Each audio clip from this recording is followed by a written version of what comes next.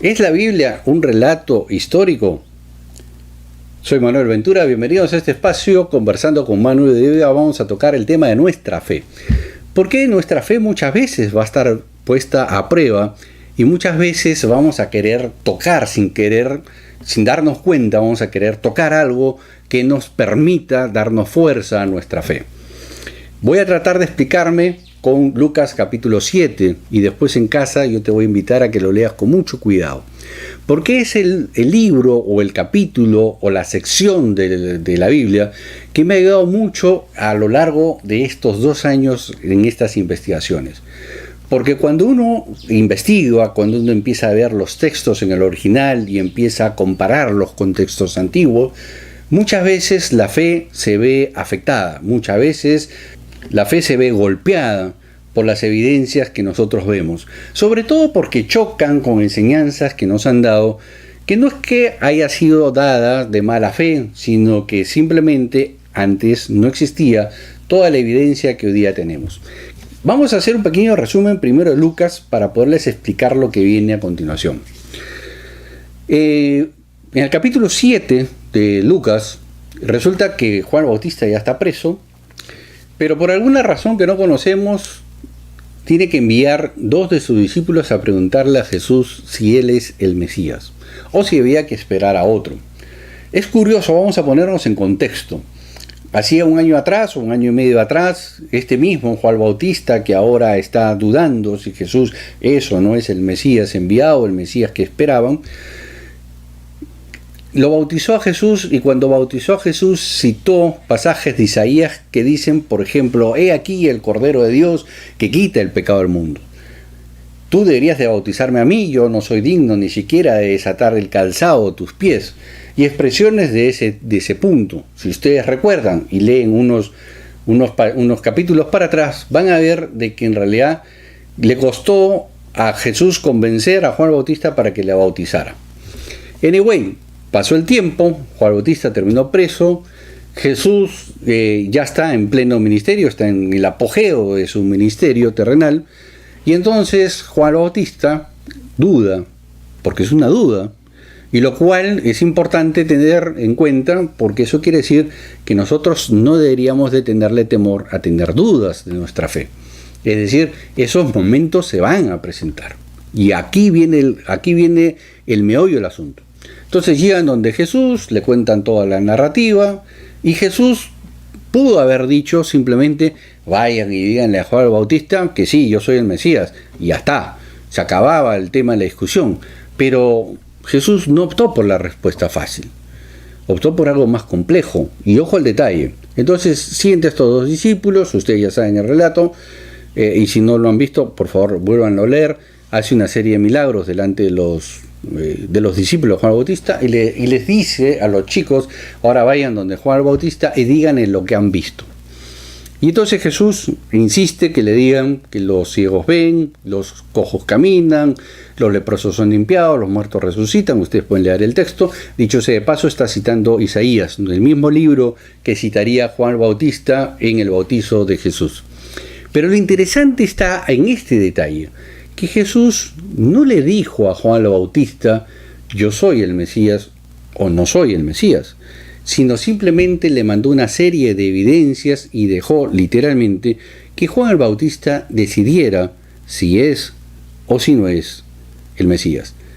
Y esto es sumamente complicado, porque nosotros, occidentales, que hemos sido educados como que Jesús es el 21º Mesías de su época, no caemos en la cuenta que en el tiempo de Jesús por lo menos hubieron 11 Mesías, es decir, 11 personas que decían ser el Mesías de Israel.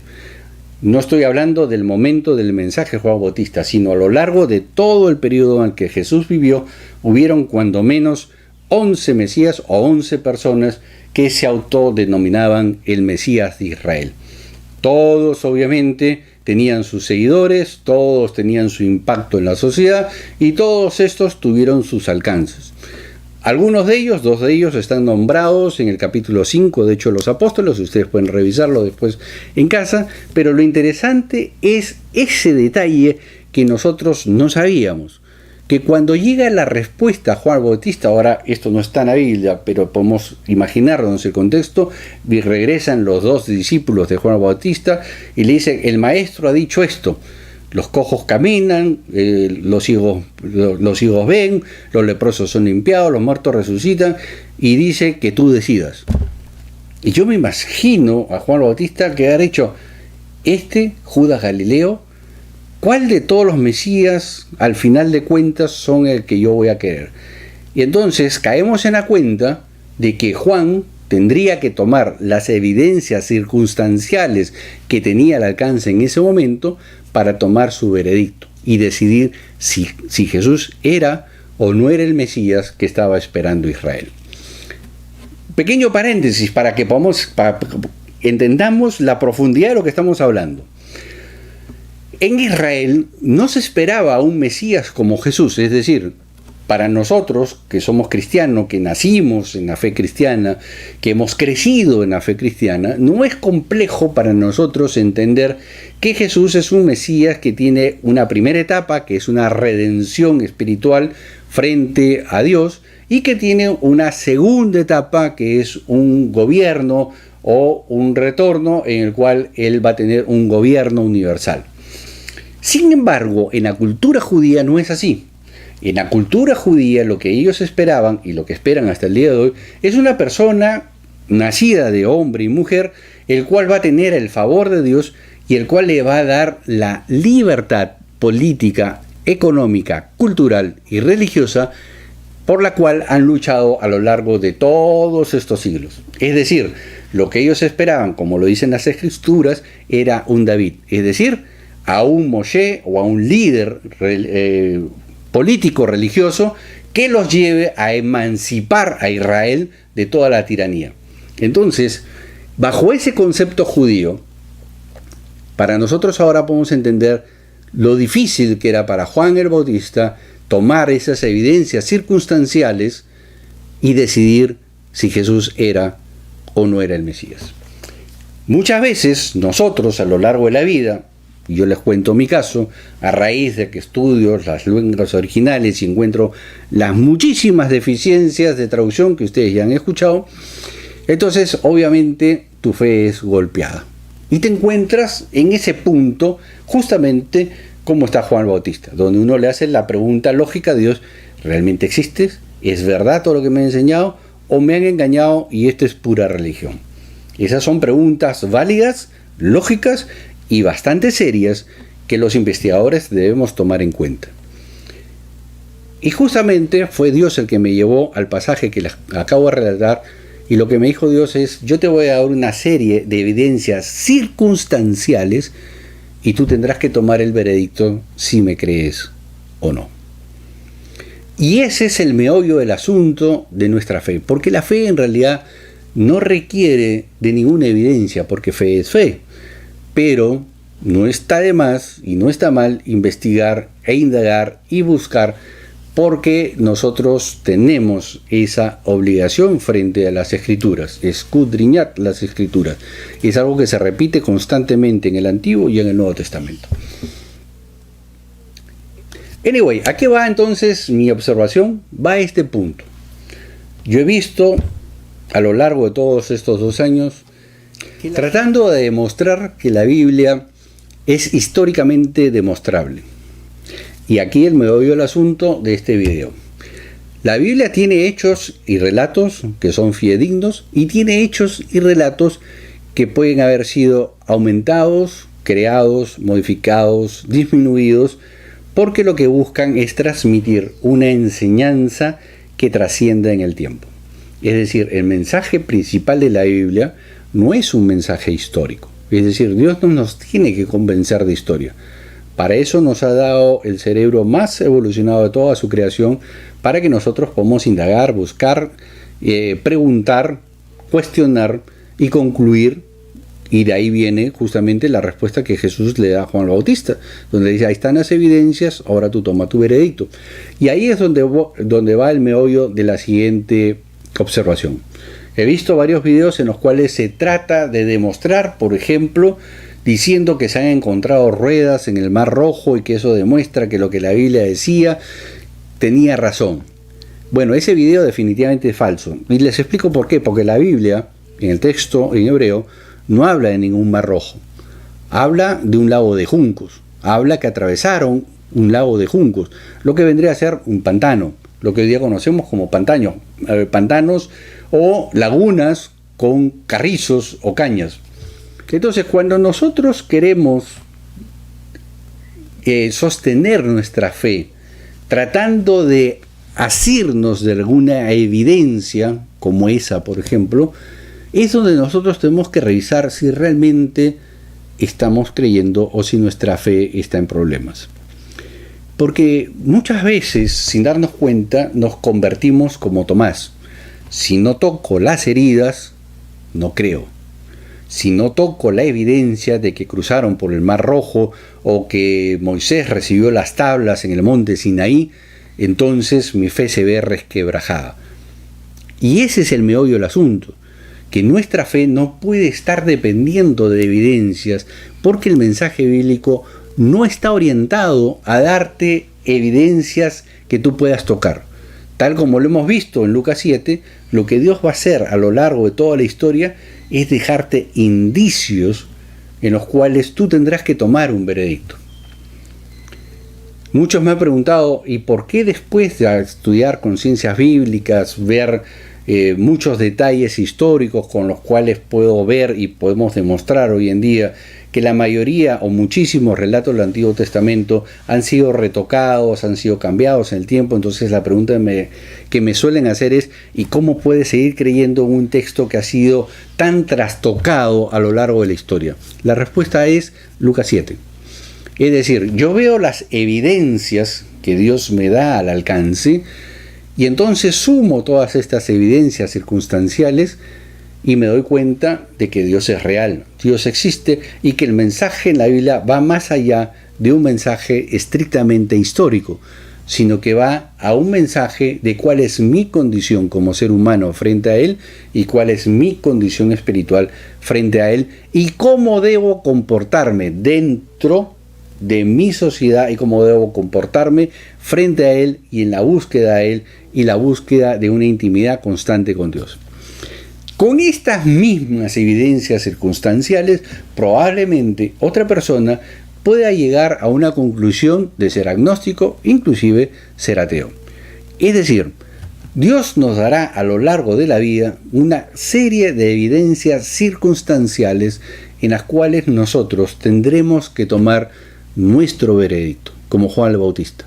Ahora que ya conoces ese contexto en el cual Jesús no era el único Mesías del momento, ese contexto en el cual los judíos esperaban a un Mesías muy distinto que al Jesús que nosotros conocemos dentro del cristianismo, entonces ya te podrás imaginar qué difícil de haber sido para Juan el Bautista tomar su decisión final.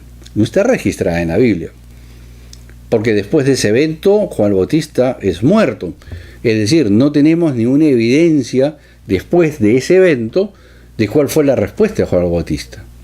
Yo quiero creer de que Juan el Bautista al final de cuentas dijo sí, él es el Mesías, por todas las evidencias circunstanciales. Y esto es lo que yo quiero que ustedes presten atención en este video. Obviamente este video está más orientado a la teología que a una evidencia histórica. Estoy tratando de transmitirle lo que he descubierto, lo que estoy tratando de descubrir y tratando de transmitírselos a ustedes para que se den cuenta que la única forma que nosotros podamos sostener nuestra fe es confiar en Dios. Pero no es una fe fanática, ni tampoco debe ser una fe absurda. Tal como el evento que acabamos de revisar de Lucas 7, nuestra fe debe estar basada en evidencias, sí, circunstanciales, sí, pero esas evidencias nos deben de llevar a una convicción de lo que estamos creyendo. Esa creencia no tiene que ser demostrable, es decir, no tengo que tocar las heridas de Jesús para creer en Él. Jesús histórico, como lo dicen todos los especialistas, es irrefutable, es decir, cualquiera que diga que Jesús no existió está mintiendo, porque todas las evidencias históricas demuestran que efectivamente Jesús tuvo una evidencia y una existencia dentro de la historia. Sin embargo, los peros ustedes saben que me encantan, la resurrección de Jesús es indemostrable. ¿En qué aspecto? Jesús no se le apareció, por ejemplo, a Poncio Pilatos, tampoco al emperador de Roma, tampoco a los Herodes. A los únicos a los cuales Jesús se le presentó resucitado fue a sus discípulos, a sus allegados y a la gente que creía en él. Nadie fuera de ese círculo vio a Jesús resucitado. Esto puede tener muchas interpretaciones teológicas. Yo les voy a dar la cual yo pienso que es. Y es justamente por el mismo efecto Tomás.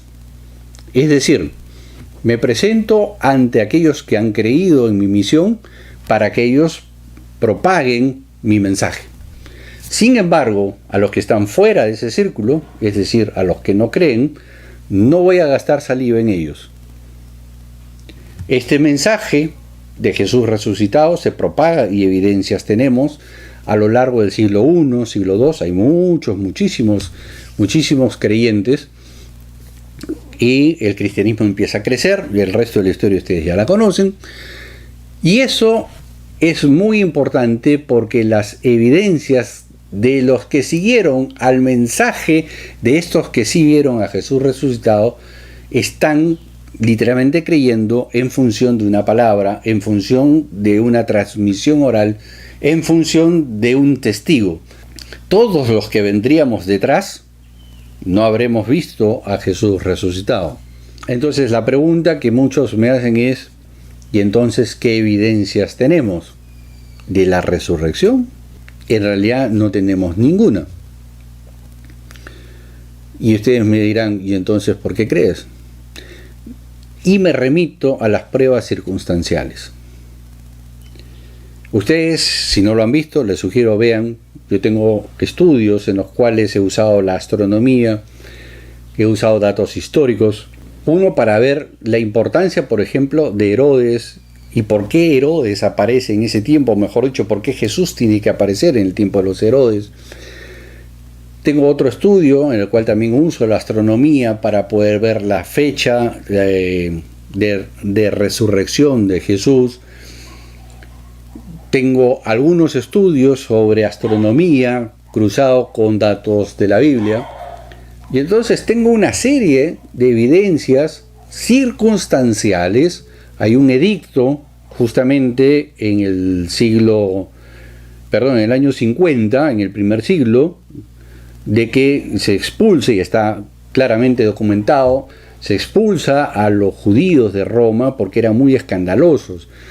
Y el tema es que, y ojo a este detalle, que es bien importante, el cristianismo en la época de Pablo, en la época de Jesús, en la época de la resurrección, es decir, en el momento post-evento, post-resurrección de Jesús, en ese momento el cristianismo, que hoy día conocemos como cristianismo, era una secta judía. Y ojo con el concepto secta, porque el concepto que tenemos hoy día de secta es muy distinto al concepto de secta en el tiempo de Jesús. En el tiempo de Jesús, una secta era una facción del pensamiento judío. Por ejemplo, los saduceos eran una secta, es decir, era una rama del pensamiento judío. Los fariseos era otra secta, otra rama del pensamiento judío. Los esenios era otra rama, y así sucesivamente, ¿no? Tenemos varias ramas. Y entonces, los que seguían a Cristo era una secta, una rama del pensamiento judío, del nuevo pensamiento judío, de la reinterpretación de las Escrituras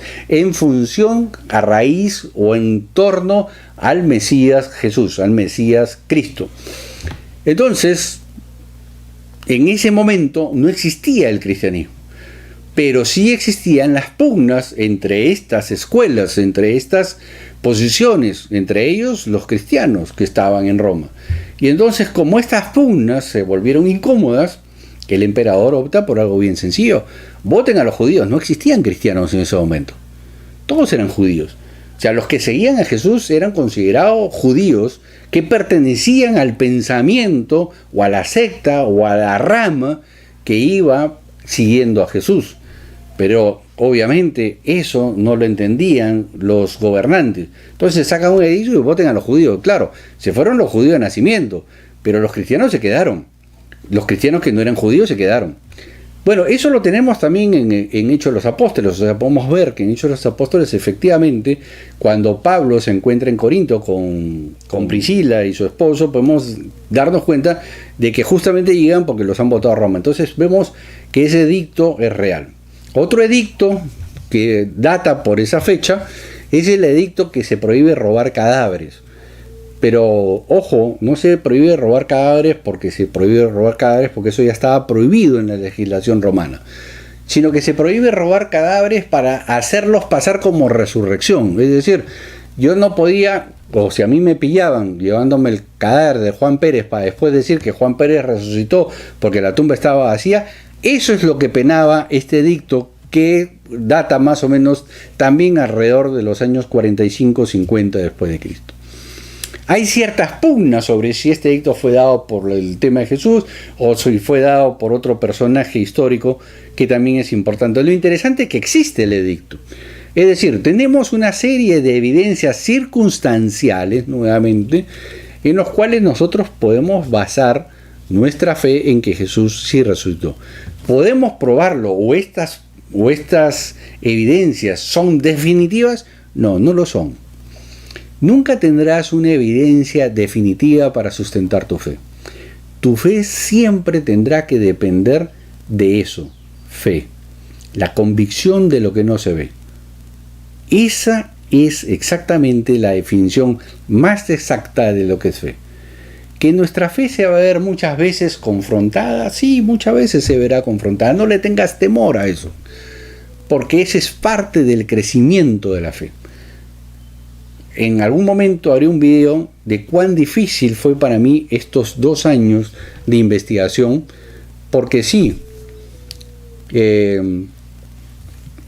cuando tu fe se ve confrontada, sobre todo con evidencias tan fuertes, entonces puedes llegar a pensar, y con justa razón, de que realmente hay gato encerrado en lo que nos enseñaron. Bueno, no los canso más, lo que quería decirles era eso, de que va a haber momentos en la vida en que su fe va a ser confrontada, y al igual que Juan el Bautista, tendrá ciertas evidencias, insisto, circunstanciales, sobre las cuales tendrás que tomar una decisión.